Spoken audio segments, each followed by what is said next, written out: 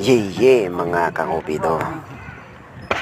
Ito nga pagtapos nga namin magsibak ng kahoy, ito naman ang sumunod.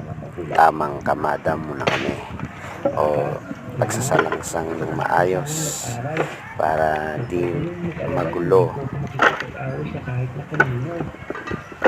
Di ba?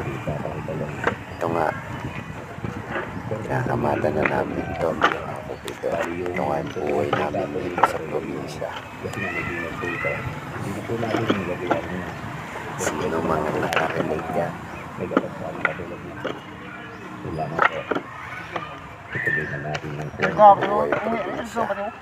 Ang magsisibak ng kahoy,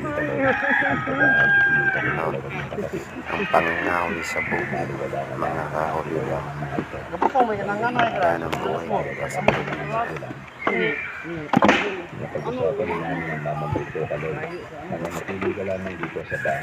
Yeye mga kakupido.